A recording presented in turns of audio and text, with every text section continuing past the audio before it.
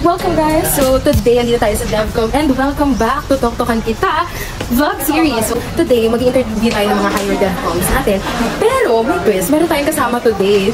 Guys, kilala niyo ba kung sino yun? Okay, let's welcome our guest for today's video, Giselle Perenya! Hi! Hello po! So, Giselle, ano nga bang gagawin natin sa video na to? So ngayon, i-interview natin yung earlier batches ng DevCom, kung ano nga ba yung electives na kinuha nila, reasons kung bakit nila kinuha yung electives na yun, and tips para sa mga katulad naming freshies na kukuha ng mga electives para sa ating plan of study.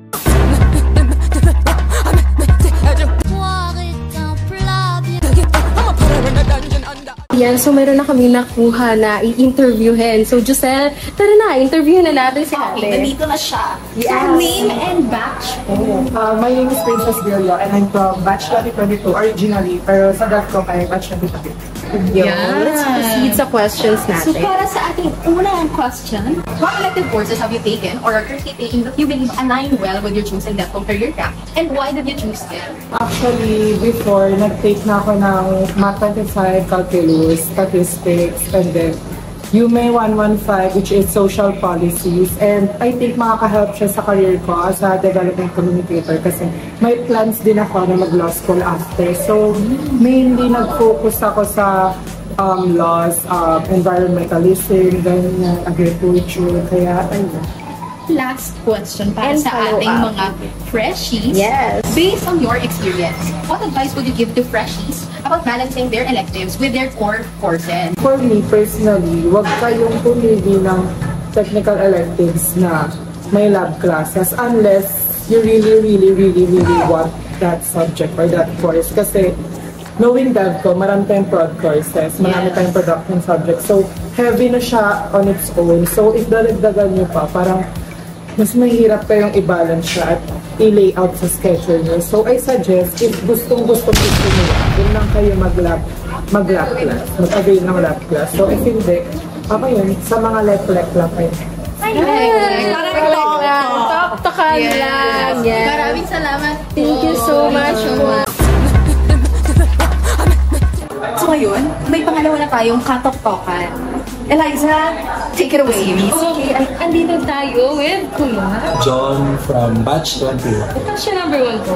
What elective courses have you taken or currently taking that you believe align well with your chosen DevCom career track, and why did you choose them? For context kasi, ang electives ko ay puro human ecology. So, I think kaya ko siya pinili that time is because when I was browsing through the list of elective courses, mas gusto ko yung community-centered na mga initiative, mga electives, and saka yung mga development center na electives. So doon ko siya nahanap. And yung tinitake ko ngayon is human ecological perspectives in development.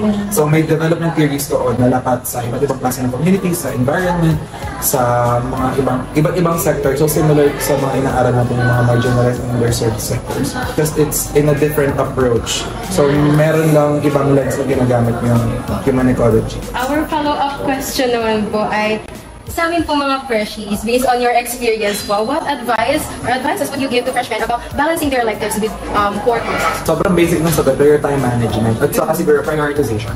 Parehas siyang mahalaga.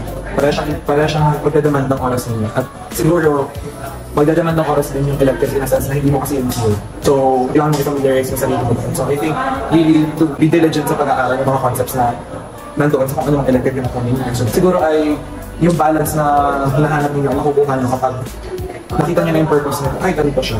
Ito yung dadalhin nito sa course na development communicator. Ito yung purpose ko din dito sa program na to. So parang, yun really feel it out kung alin yung nag-resonate with your personality. Ngayon pa lang napipili kayo ng process ninyo. Thank you so much po. Dami ko sinabi din.